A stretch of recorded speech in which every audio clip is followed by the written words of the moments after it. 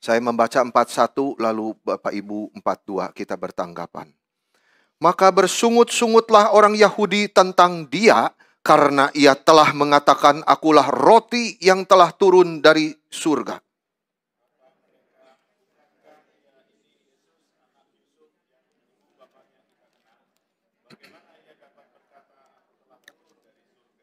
Jawab Yesus kepada mereka, jangan kamu bersungut-sungut.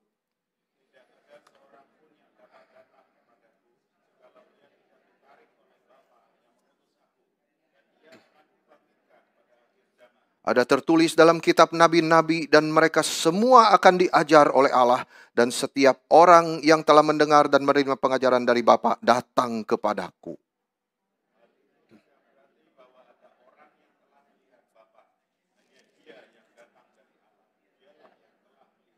Aku berkata kepadamu, sesungguhnya barang siapa percaya, ia mempunyai hidup yang kekal. Nenek moyangmu telah makan mana di padang gurun dan mereka telah mati.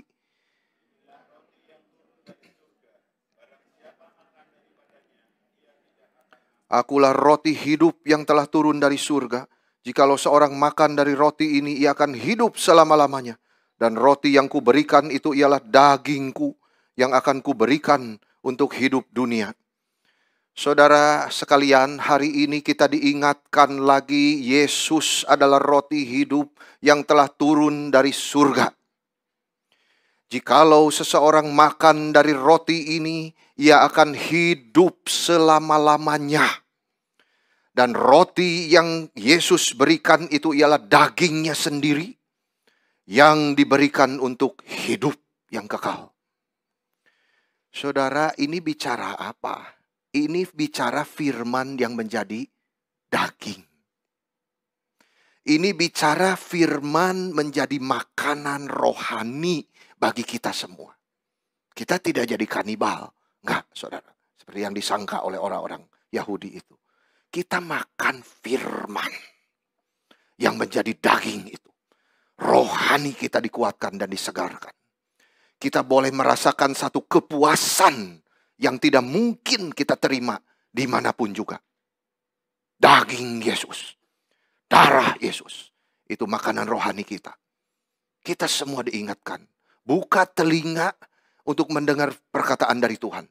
Karena iman kita bertumbuh, itu karena firman. Saudara, firman yang hidup. Firman itu yang ada di tengah-tengah manusia. Dan firman itu menjadi daging. Tuhan Yesus menyerahkan dirinya dan mati di atas kayu salib. Mengalirkan darahnya. Yesus tanpa salib itu tidak ada gunanya untuk kita. Justru karena Kristus yang tidak berdosa itu mati disalibkan. Satu-satunya manusia yang tidak berdosa yang mati mengalirkan darah untuk menebus dosa kita yang percaya kepada Dia. Kalau kita minum darahnya dan makan dagingnya, kita mendapat hidup yang kekal. Hari ini kita menjadi orang Kristen karena ditarik oleh Bapa. Ya, tadi kita baca semua ayat-ayat ini. Bapa yang memberikan kita kepada Kristus supaya kita mendapat hidup yang kekal. Dan Kristus akan membangkitkan kita pada akhir zaman. Itu anugerah yang besar sekali, saudara, di dalam hidup kita. Saya mengajak saudara merenungkan beberapa hal di dalam bagian ini. Yang pertama, kita mau belajar daripada kegagalan orang Yahudi. Di ayat 41, dicatat di situ apa, saudara? Maka bersungut-sungutlah orang Yahudi tentang dia.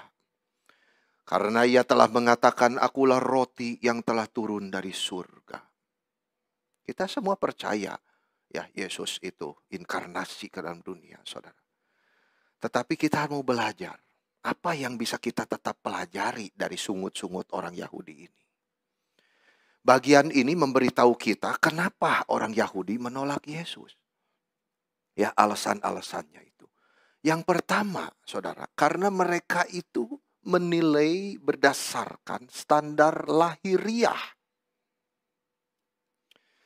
Menurut apa yang dilihat oleh mata.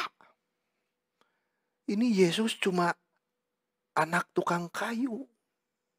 Kan gitu, saudara. Dia ini bukan siapa-siapa. Dia cuma orang Galilea itu. Kita juga tahu bapak ibunya siapa. Orang biasa. Remeh, hina, tukang kayu saja. Jadi saudara, orang Yahudi melihat orang ini status sosialnya remeh. Ya kan gitu. Pakaiannya juga begitu sederhana. Orang seperti inikah turun dari surga? Kan itu, saudara. Jadi yang mereka mau katakan itu sebenarnya, saudara, jangan dengar dia. Dengar saya, gitu. Kamu masa mau dengar orang semacam ini? Kan gitu. Jadi ini sebenarnya mau menyatakan kegagalan orang Yahudi di dalam satu kalimat, saudara. Kesombongan mereka. Itu. Mereka menghina Yesus yang berinkarnasi. Lahir dari seorang perempuan yang namanya Maria. Dan bapaknya adalah Allah. Mereka tidak mau tahu itu. Mereka menyatakan pendapat mereka sendiri. Dan bukan hanya itu, saudara, celakanya. Ya, tapi mereka juga menghasut orang-orang untuk tidak dengar Yesus. Kan gitu, saudara. Jadi akhirnya mereka tidak bisa mengerti bagaimana orang dari keluarga tukang kayu, dari keluarga miskin, bisa adalah seorang utusan Allah dari surga. Saudara, Tuhan mempunyai banyak utusan. Ya, dan utusan yang paling besar datang dari keluarga tukang kayu. Dari Galilea. Itu sebab orang Yahudi tidak mau dia. Justru, saudara, orang yang paling dekat dengan dia malah menghina dia. Itu pelajaran yang pertama.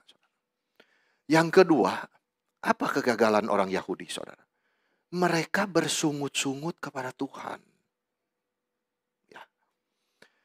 Apa bersungut-sungut ini, saudara? Mereka menyerang pribadi Yesus. Ini spiritnya sama dengan umat Israel, saudara, kalau mengingat ya ketika mereka berjalan 40 tahun di padang gurun, mereka marah kepada Tuhan, saudara. Saya kutip ayatnya di dalam Bilangan 14 ayat 2-3. Begini bunyinya. Bersungut-sungutlah semua bangsa Israel kepada Musa dan Harun. Dan segenap umat itu berkata kepada mereka, sekiranya kami mati di tanah Mesir atau di padang gurun ini. Mengapa Tuhan bawa kami ke negeri ini? Supaya kami tewas oleh pedang. Dan istri serta anak-anak kami jadi tawanan. Bukankah lebih baik kami pulang ke Mesir? Inilah namanya sungut-sungut itu. Yang dicatat di dalam firman Tuhan. Kenapa mereka bersungut-sungut, saudara? Karena mereka tidak percaya kepada Tuhan. Itu intinya.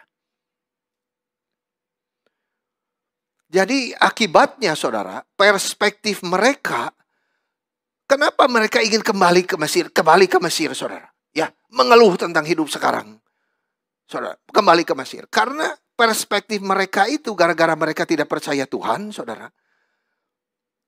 Apa yang mereka pikirkan tentang masa lalu di Mesir itu, dan sekarang yang kenyataan di padang gurun jadi kacau. Gitu. Jadi istilahnya mereka ingin terus bernostalgia. Kembali kepada masa lalu. Karena masa lalu lebih baik. Saudara, firman Tuhan sudah berkata kepada kita semua. Yang kita sudah renungkan, saudara, di suratnya. Yaitu apa, saudara? Lupakan apa yang sudah di belakang. Maju ke depan.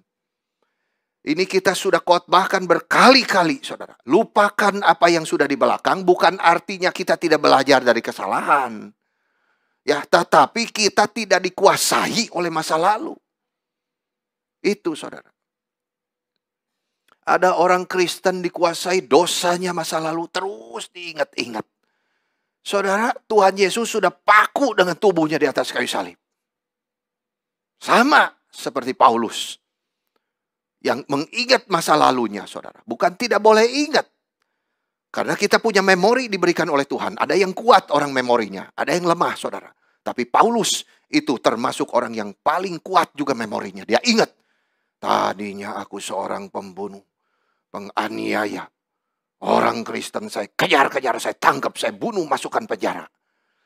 Tetapi oleh karena anugerah Tuhan yang telah memampukan saya dan memakai saya menjadi alatnya bagi Injil Kristus. Itu rahasianya, saudara.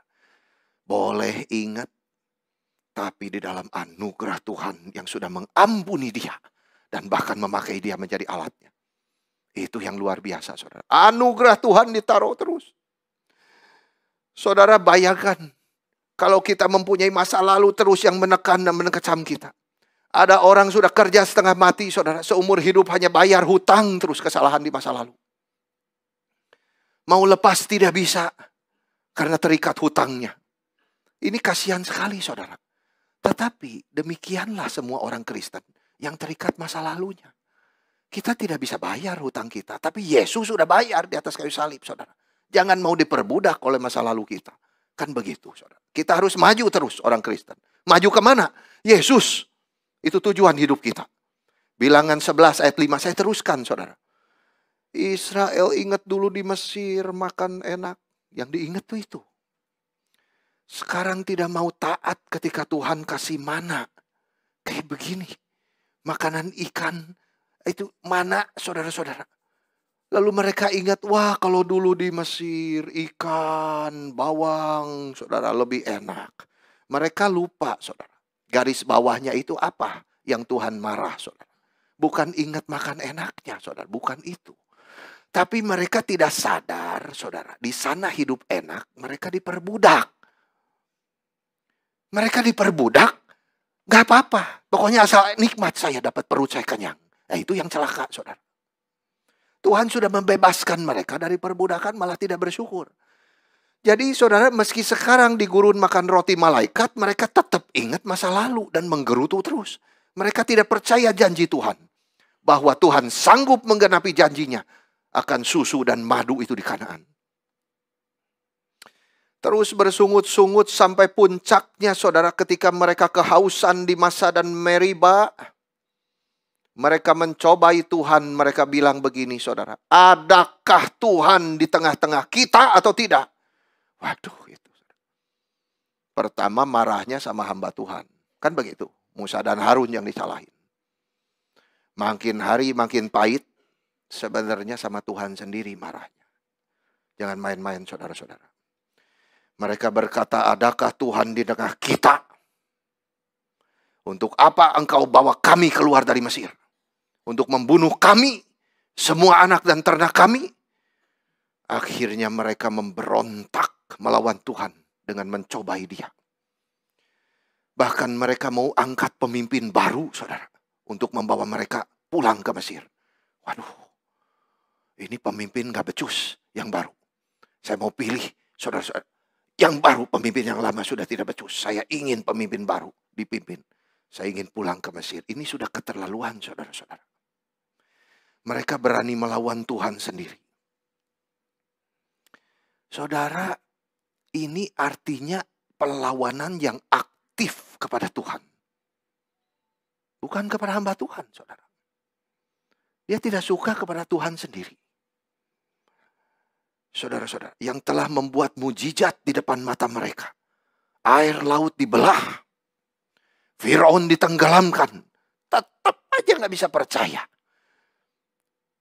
Saudara-saudara, demikianlah firman Tuhan berkata. Maka Tuhan berkata di Bilangan 14 ayat 22.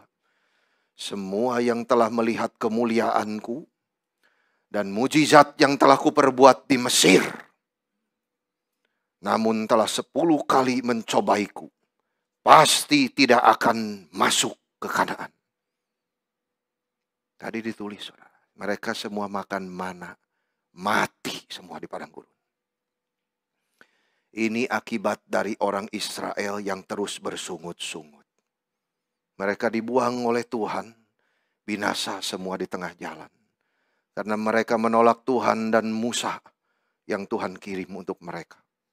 maka akibatnya sangat mengerikan, saudara. Mereka semua harus binasa di tengah jalan. Kembali, saudara, para pemimpin agama itu bersungut-sungut kepada Yesus. Apa itu sungut-sungut di sini, saudara, di dalam bahasa aslinya? Itu sesuatu suara, saudara, yang dikeluarkan seseorang kalau mereka tidak setuju dengan seseorang dan memprotes yang dia katakan. Itu suara yang frustrasi yang keluar dari orang-orang yang marah dan melawan sesuatu ajaran. Dan ini yang dikerjakan para pemimpin Yahudi itu kepada Yesus Kristus ketika mereka mendengar perkataan Yesus.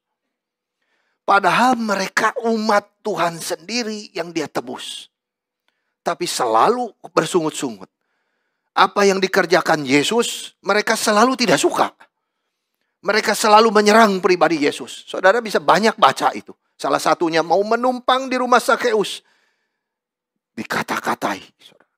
Tapi kita belajar dari Yesus. Apa yang Yesus ajarkan kepada kita hari ini, saudara? Kalau disungut-sunguti orang lain, Yesus tetap tenang. Itu, saudara. Dia tidak ada membela dirinya, tidak. Apalagi membalas, saudara. Sebetulnya dia adalah penilai yang teragung, betul nggak? Tapi kenapa dinilai oleh manusia, saudara? Seperti salah, seperti itu. Dia tidak membalas, tidak juga membela diri. Ini satu prinsip, saudara, yang dia ajarkan sendiri kepada kita. Kalau kamu mau ikut aku, kamu harus menyangkal dirimu. Pikul salibmu. Itu. Selama kita masih punya kebiasaan bersungut-sungut seperti orang Israel di gurun itu, saudara. Itu artinya kita belum sungguh-sungguh meninggalkan Mesir.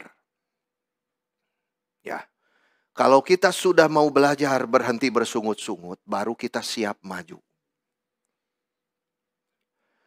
Ini tandanya, saudara, apa orang yang mau maju itu? Itu artinya, saudara, dia bukan bersungut-sungut, tapi dia selalu bersyukur. Itu yang dikehendaki Allah bagi kamu. Selalu itu berarti termasuk bersyukur untuk hal yang tidak menyenangkan. Saudara, di Alkitab tuh banyak contohnya. Kalau kita mau ambil satu contoh, saudara, salah satunya Paulus. Paulus itu sampai dianiaya, dilempar batu, saudara, di penjara. Yang hebat itu kuasa Tuhan, anugerah Tuhan itu dia bisa bersyukur di dalam penjara itu, saudara. Kenapa dia tidak bersungut-sungut kepada Tuhan? Ngapain saya di penjara, Tuhan? Saya sudah melayani kamu dengan begini hebatnya. Kamu kasih saya penjara sekarang. Tidak, saudara. Keluar dari orang yang sendiri mengatakan lupakan apa yang sudah di belakang. Maju terus ke depan. Dia sendiri di penjara. Dan mulutnya itu menyanyi memuji Tuhan.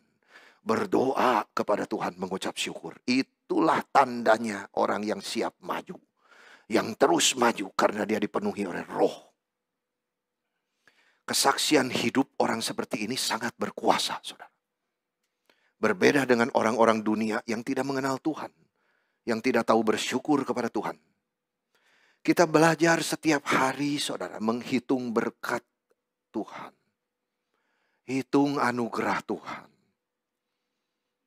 Kita yang sudah menerima anugerah keselamatan pasti akan mampu mengucap syukur di dalam segala hal. Itu yang dikehendaki Tuhan. Kita yang sudah pernah disentuh oleh kebaikan Tuhan, pasti mampu bersyukur. Itu ajaran yang pertama, saudara. Yang kedua, yang kita pelajari daripada bagian ini adalah, saudara, inkarnasi. Inkarnasi itu adalah justru sandungan bagi manusia. Kita belajar, saudara, bahwa keadaan Kristus yang hina itu ketika dia berada di bumi, itu menjadi batu sandungan bagi manusia. Karena manusia di dunia lebih suka kebesaran duniawi. Maka dia menolak misteri inkarnasi. Firman Tuhan berkata pemimpin-pemimpin Yahudi itu bersungut-sungut karena Yesus berkata, akulah roti yang telah turun dari surga. Mereka berkata, bukankah ini Yesus anak Yusuf yang ayah dan ibunya kita kenal tukang kayu saja. Begitu sederhana. Bagaimana mungkin dia bisa berkata aku turun dari surga? Saudara, kita melihat hal yang sama pada zaman para rasul yang dicatat di dalam 1 Korintus 1 ayat 23. Kristus yang disalibkan itu adalah batu sandungan bagi orang Yahudi dan bagi orang Yunani suatu kebodohan. Kita melihat hal yang sama di zaman kita sendiri sekarang. Bukankah begitu banyaknya manusia membenci Injil? Dunia tidak mau Kristus yang mati, yang berkorban, yang menyerahkan dirinya bagi orang berdosa. Inilah kebencian dunia terhadap Yesus Kristus. Dunia tidak bisa menerima semua kebenaran tentang Kristus. Mereka menolak darah Kristus, kematian Kristus, kebangkitan Kristus. Saudara, tentang inkarnasi ini, di dalam Filipi 2 ayat 6-7, saya bacakan untuk saudara. Kristus Yesus yang walaupun dalam rupa Allah tidak menganggap kesetaraan dengan Allah itu sebagai milik yang harus dipertahankan. Artinya Yesus yang adalah Allah itu sendiri, ya sama setara dengan Allah Bapa. Dia tidak menganggap kesetaraannya itu sebagai sesuatu yang harus terus dipertahankan. Tetapi ia telah mengosongkan dirinya sendiri. Dan mengambil rupa seorang hamba dan menjadi sama dengan manusia. Dalam keadaan sebagai manusia, ia telah merendahkan dirinya dan taat sampai mati. Bahkan sampai mati di kayu salib. Saudara-saudara, ini yang menjadi kalimat yang penting di sini. Dia tidak mempertahankan dirinya sebagai Allah, tetapi rela mengosongkan dirinya. Itu kalimat yang penting sekali, saudara. Inkarnasi itu, mengosongkan dirinya. Saudara, bagi teolog liberal, ketika Yesus Kristus mengosongkan dirinya, dia berhenti menjadi Allah. Atau dia menanggalkan atribut ilahinya. Itu bagi teolog liberal. Saudara. Tetapi kita yang mengikuti ajaran kitab suci, kita berkata bahwa Kristus yang telah mengosongkan dirinya itu di dalam pengertian bahwa dia menyembunyikan natur ilahinya itu untuk sementara. Bukan ditanggalkan, tapi disembunyikan, saudara. Yesus ketika turun menjadi bayi yang kecil itukah Allah? Iya. Di dalam tubuh manusia. Karena dia menyembunyikan natur ilahinya. Itu perkataan John Calvin. Saudara-saudara, dan Yesus ketika dia sembunyikan natur ilahinya, dia mengambil natur yang kedua, yaitu natur manusia. Ditambahkan kepada dia. Saudara, kalau bisa mengerti misteri ini, saudara tidak akan berani sombong sama sekali. Dia sembunyikan natur ilahinya.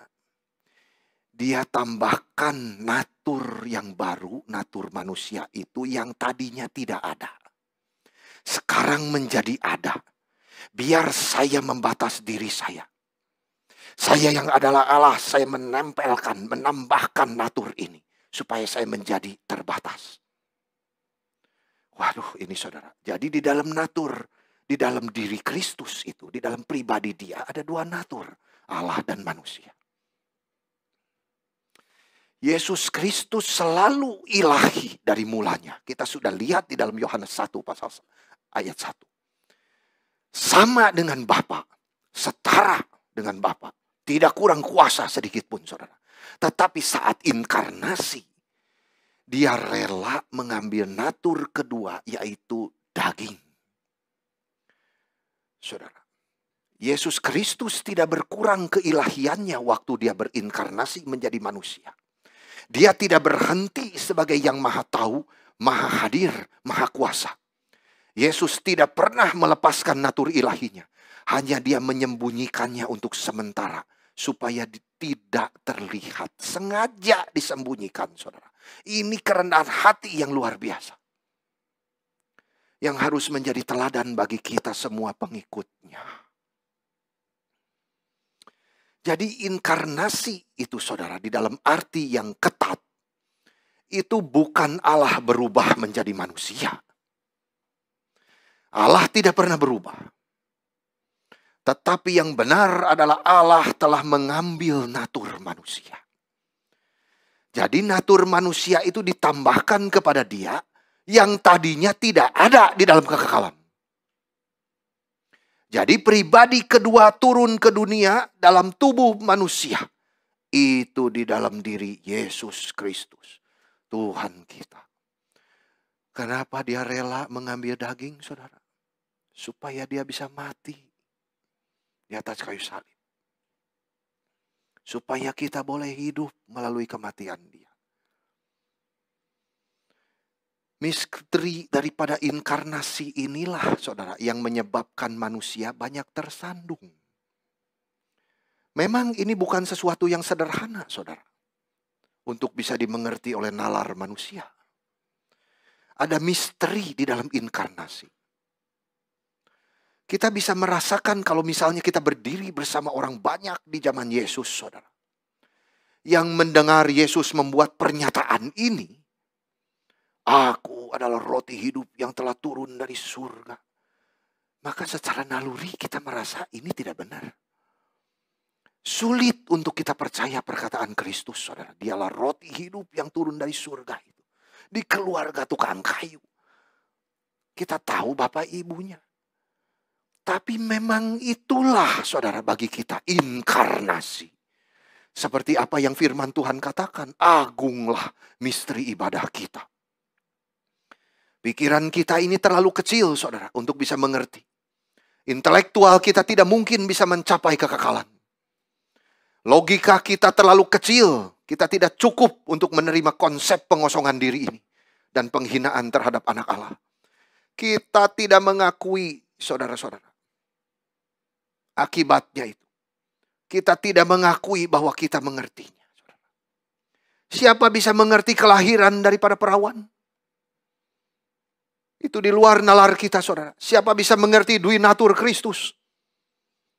Allah dan manusia di dalam satu pribadi. Tidak bercampur. Tetap terpisah. Tetapi keduanya ada di dalam satu pribadi. Injil memang berada di luar pemahaman manusia, saudara-saudara. Itu adalah wahyu. Sebuah pernyataan dari surga yang datang kepada kita. Jikalau manusia mendengar Injil, itu adalah satu pengumuman. Satu deklarasi, saudara-saudara. Daripada surga kepada dunia. Satu kabar baik. Itu anugerah daripada Tuhan. Itu sebab, saudara-saudara, daripada terus mencoba mengerti yang tidak terbatas dan yang kekal itu, kita justru harus datang kepada Yesus. Dialah roti hidup yang turun dari surga itu. Oh Tuhan, aku datang kepadamu dengan rendah hati. Percaya kepadamu. Dan dengan rendah hati menerima kebenaran ini. Dengan iman kepadamu. Saudara, biarlah pengosongan dan perendahan diri Kristus ini menjadi teladan bagi kita semua. Meski kita tidak mungkin bisa mengerti sepenuhnya misteri inkarnasi ini. Tetapi paling tidak sebagai pengikut Kristus kita bisa belajar teladan dia ketika dia turun ke dunia. Saudara, apa yang kita bisa pelajari di dalam inkarnasi ini? Yang pertama, saudara-saudara, kita tidak pernah dipanggil untuk kemuliaan. Ini sangat sekuler, sangat duniawi sekali, saudara. Kemuliaan itu. Yesus tidak datang untuk mengejar kemuliaan.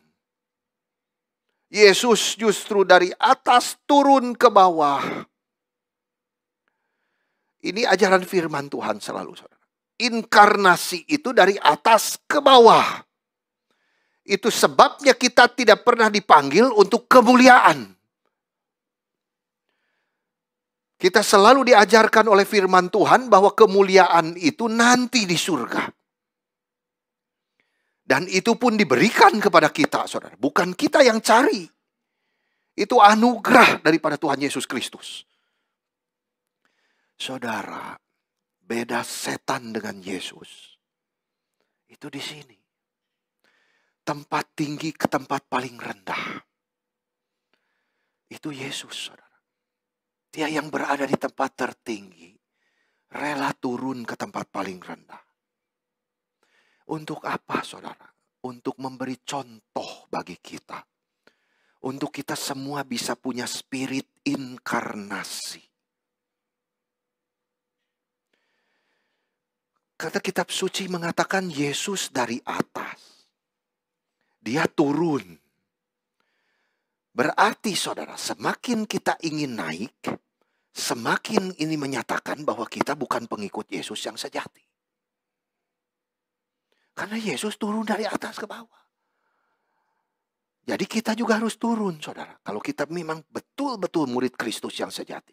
Kamu harus sangkal diri. Kamu harus pikul salib. Iya Tuhan, turunkan diri. Inkarnasi. Kita justru dipanggil sama seperti Yesus. Bukan memamerkan kemuliaan, saudara. Justru menyembunyikan kemuliaan. Yesus datang menyembunyikan kemuliaannya. Jadi firman Tuhan mengajarkan kita harus selalu rendah hati, itu garis bawahnya, saudara. Yang kedua, kita dipanggil untuk menjadi hamba seperti Yesus juga hamba. Kalau Kristus Allah yang sejati itu mengambil rupa seorang hamba, maka kita dipanggil juga hamba seperti Kristus.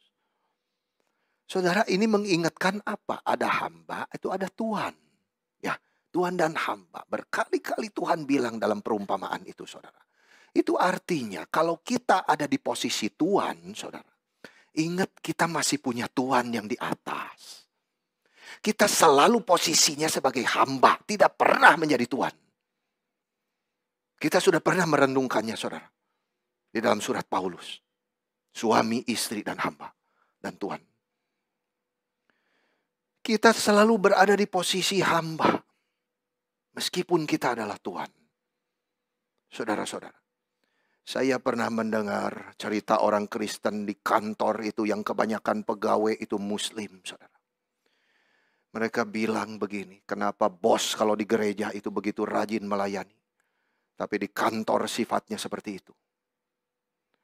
Saudara-saudara, dimanapun sama saja, kita dipanggil sebagai hamba. Ingat ini. Kita orang semua pengikut Yesus. Ya, kalau kita boleh jadi Tuhan punya hamba, itu anugerah. Jangan kita memperalat anugerah Tuhan. Saudara, hidup kita harus menjadi kesaksian yang baik. Mau jadi Tuhan berapa besar, tetap kita adalah hamba Kristus. Dia memberi contoh, bahkan dia mencuci kaki murid-muridnya. Termasuk kaki Yudas Iskariot. Ya, Kristus sangat mencintai kita. Maka dia boleh turun ke dunia. Di dalam kerendahan hatinya. Maka rendah hati itu sifat Tuhan. Yang harus kita tiru. Yang harus kita belajar. Yesus Kristus itu turun dalam konteks rendah hati, saudara. Palungan, gembala, seluruh hidupnya itu penuh kerendahan hatinya. Tidak ada dia kalau mau pamer ke Farisi dia bisa. Saudara, langsung Farisi nyembah-nyembah dia. Dia tidak mau itu. Sangkamu aku tidak bisa kirim legion malaikat dari surga itu. Tapi aku tidak mau. Saudara, jauh daripada kemegahan, kemuliaan. Bahkan kebangkitan Yesus pun semua nuansanya itu kerendahan hati. Pagi hari dia tunjukkan Maria kepada Maria Magdalena. Saudara, ini ya menjadi kesaksian hidup kita yang sangat-sangat berkuasa. Rendah hati itu satu konsep, satu pemikiran, satu saudara-saudara, pengajaran daripada firman Tuhan yang terutama. Karena dia juga begitu. Tuhan kita. Maka kita yang ikut juga harus seperti itu, saudara. Artinya, saudara, kerendahan hati ini yang ketiga, itu mau berada bersama mereka yang rendah. Yesus juga gitu. Diomong-omongi sama Farisi itu. Kamu mau makan sama orang berdosa. Tapi itulah Tuhan kita. Kamu sentuh orang kusta. Itulah Tuhan kita. Saudara, Kristus itu solidaritas. Luar biasa, saudara. Bahkan dikatakan menjadi sahabat daripada orang berdosa. Dia tidak harus begitu. Tapi dia mau menjadi seperti itu, saudara.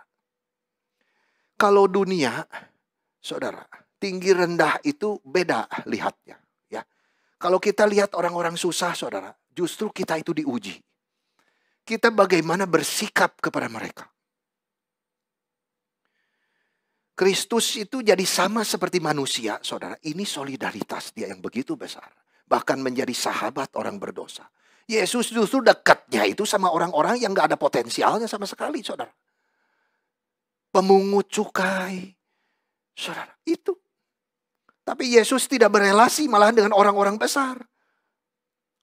Cari backing segala macam, gak ada itu. Itu bukan hidup Yesus.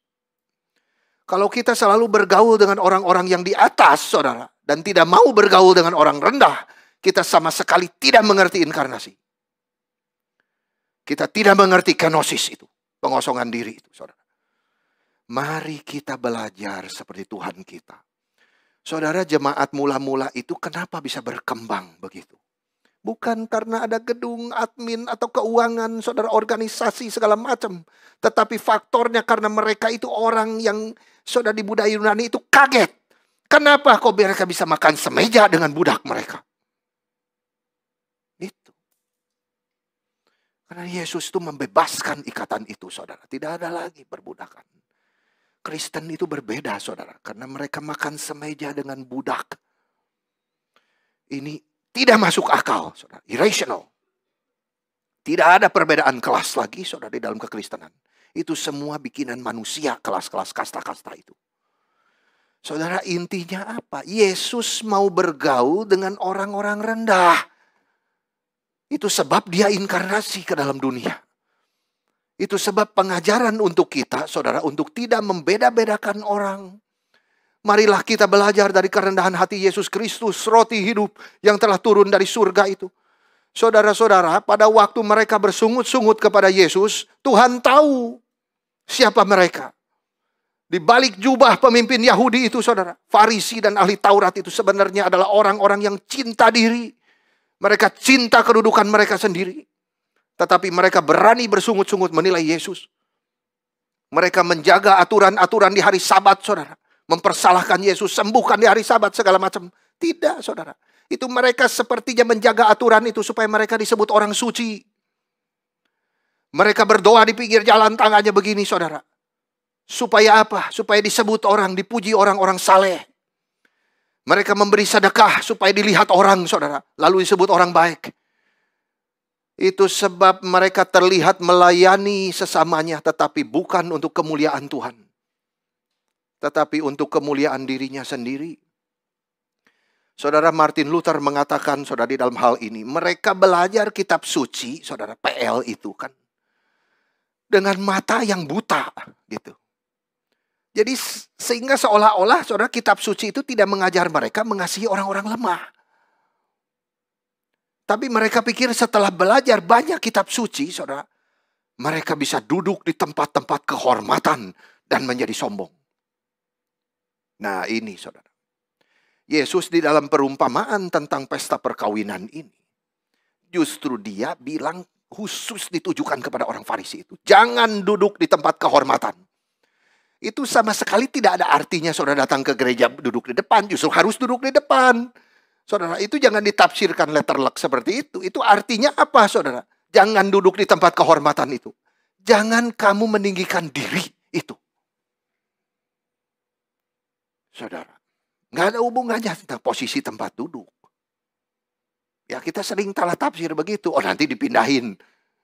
Saudara ke belakang, malu kamu. Nggak ada itu. Itu bukan di situ tafsirannya. Artinya kamu jangan sombong, saudara, seperti Farisi. Iya kan? Ada duduk di belakang juga bisa sombong, saudara, sama. Tidak ada penilaian seperti itu, saudara.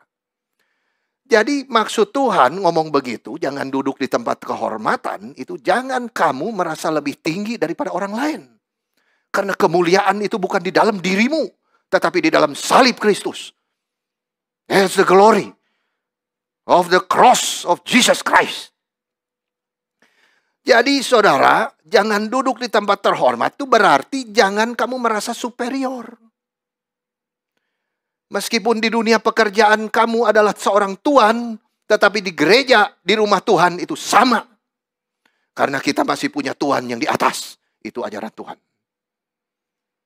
Jangan ada yang merasa minder, saudara. Kita anak-anak Tuhan tidak boleh merasa minder. Karena merasa kurang, saudara-saudara.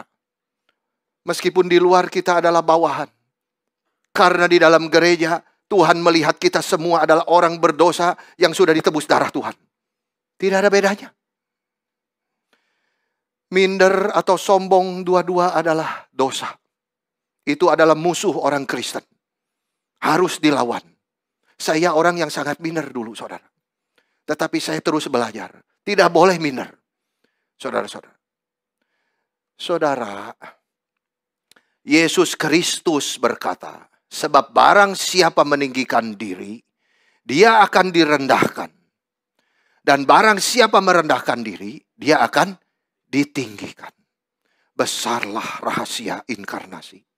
Kiranya Tuhan mengajar kita untuk senantiasa rendah hati. Mempunyai hati seperti Dia. Ya, selalu rendah hati, saudara. Karena kita sadar, kita selalu di dalam posisi hamba.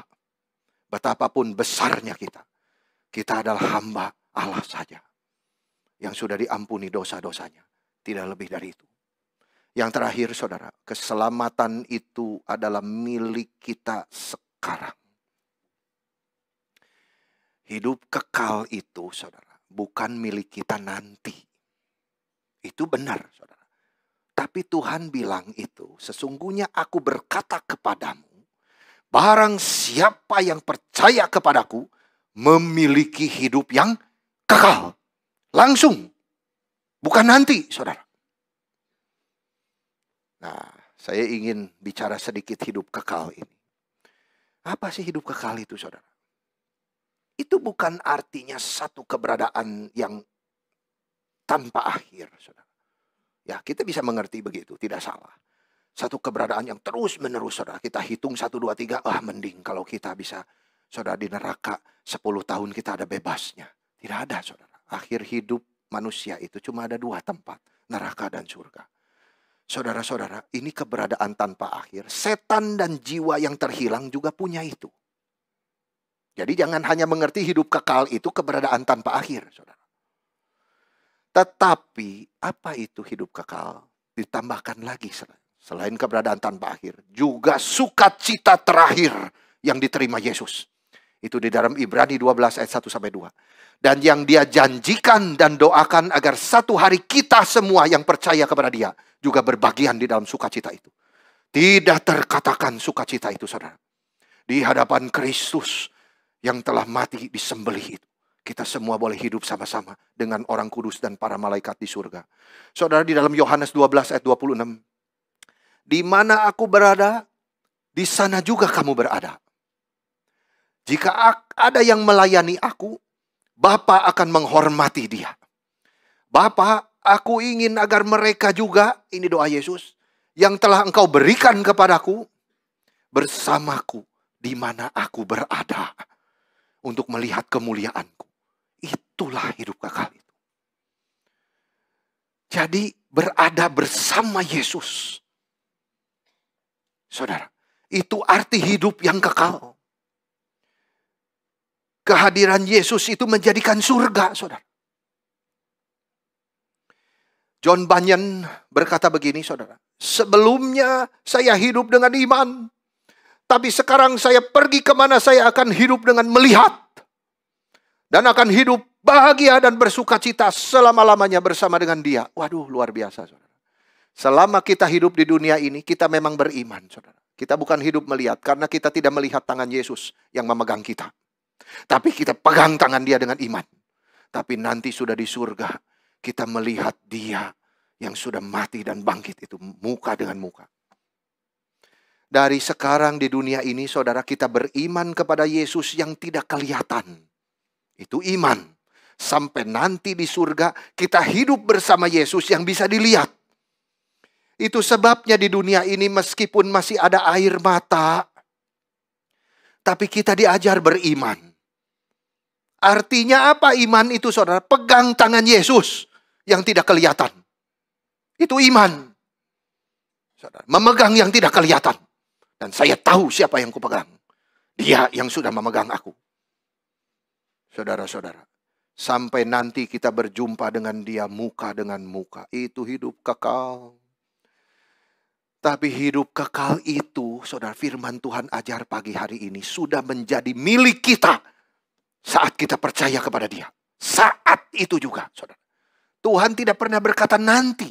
Barang siapa yang percaya kepadaku, nanti kamu hidup kekal. No. Kamu mempunyai hidup kekal di dalam dirimu. Saudara. Tetapi sekarang hidup itu.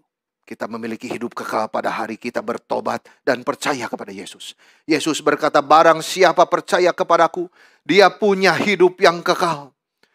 Saudara, itu sebabnya kalimat-kalimat ini sangat menenangkan jiwa kita. Ya, kita tidak takut meskipun tubuh kita makin hari makin merosot. Tetapi firman Tuhan mengatakan manusia batiniah kita terus diperbarui. Maka saudara, di dalam hidup di dunia yang hanya berpuluh tahun ini, kita masih berada di dalam tubuh yang akan membawa kita kepada kematian. Tubuh menjadi rusak, sama seperti orang-orang yang belum mengenal Tuhan. Tetapi meskipun kita hidup di dalam tubuh yang fana ini, kita punya perasaan yang berbeda. Kita diberikan anugerah untuk mencicipi apa yang saudara akan kita rasakan di surga nanti. Karena hidup kekal itu sudah punya kita. Sudah kita miliki, saudara. Kita merasakan sukacita demi sukacita. Kasih setia Tuhan, anugerah Tuhan setiap hari. Karena kita sudah diampuni dosanya, saudara. Kita sudah diterima oleh Tuhan. Kita merasa sejahtera yang hanya terjadi di surga. Jiwa kita boleh stabil di dalam dunia ini. Kita punya ketenangan rohani dan sejahtera di dalam diri kita. Di dalam keadaan apapun, saudara. Dan firman Tuhan berjanji, pada akhir zaman Tuhan akan membangkitkan tubuh kita yang fana ini. Itu sebab, saudara, orang Kristen yang sudah punya hidup kekal, bukan artinya tubuh ini tidak bisa mati. Tetapi, saudara, kita tidak dibatasi oleh keluhan. Ya. Kita mengalahkan penyakit. Kita mengalahkan kelemahan, saudara. Kita punya kedamaian, keteguhan, dan sukacita surgawi. Jadi semua penderitaan yang kita alami dalam tubuh ini adalah sementara. Itu sebabnya saudara yang sedang menderita kesulitan, sakit, penyakit, kemalangan, keluhan, pandanglah Kristus. Jadi orang Kristen yang penuh dengan pengharapan. Hidup kekal sudah kita terima. Kita tahu sedang menuju kemana. Saudara, keadaan sekeliling boleh terus berubah. Tetapi orang Kristen mempunyai damai saat dunia bergoncang. Karena kita punya hidup kekal di dalam diri kita. Nama kita ada dalam kitab kehidupan. Kita mempunyai hidup kekal yang diberikan Tuhan. Yesus berkata, sesungguhnya barang siapa percaya, dia mempunyai hidup yang kekal. Saudara, berbahagialah kita yang mengetahui dan percaya kepada kabar baik ini di tengah dunia yang berdosa ini. Saudara, saya teringat perkataan Martin Luther. Kamu semua yang masih hidup, jangan menunggu sampai di ranjang kematian baru kamu memikir Kristus. Kamu yang masih hidup sekarang, yang masih di dalam tubuh yang sehat, silahkan pikirkan Tuhan Yesus yang sudah mati dan bangkit untuk dosamu. Bertumbuhlah di dalam anugerah dan pengenalan kepada Dia. Sehingga waktu berada di ranjang kematian, kamu semua sudah siap ketemu dengan Dia. Saudara-saudara, saya tidak pernah lupa kalimat itu. Saya simpan terus dalam hati saya. Karena saya pernah dikuasai ketakutan akan kematian yang luar biasa. Sehingga tesis master saya tulis tentang kematian, saudara, di dalam teologi Bach itu. Saudara, apa yang mau digaris bawah? Renungkan Yesus setiap hari. Kamu tidak berani berdosa. Hidup suci. Ya, Dia sudah mati dan bangkit untuk dosamu. Kenalilah Dia. Hidup rendah hati. Saling mencintai satu dengan yang lain. Apa faedahnya, saudara? Hal yang penting yang harus kita renungkan saat ini Apakah kita sungguh-sungguh sudah percaya kepada Yesus? Apa faedahnya bagi kita bahwa kita tahu Yesus telah mati bagi orang berdosa, Dwi Natur, Tritunggal, saudara, hebat-hebat doktrin kalau kita tidak percaya kepada Dia? It's only one word. Do you believe in God? Yesus di dalam Yohanes 6 ayat 47 berkata, saya menutup saudara. Sesungguhnya barang siapa percaya, dia mempunyai hidup yang kekal. Berbahagialah orang-orang yang percaya kepada Yesus. Mungkin di dunia kita bisa khawatir. Tetapi kita yang percaya tidak ada yang bisa mengambil hidup kekal di dalam diri kita. Satu hari nanti kita semua yang percaya akan hidup bersama Yesus, melihat Dia muka dengan muka. Mendapat kepuasan penuh bersama dengan Yesus, melayani Dia, memuliakan Dia selama-lamanya. Sampai di sini kiranya Tuhan menolong kita. Amin.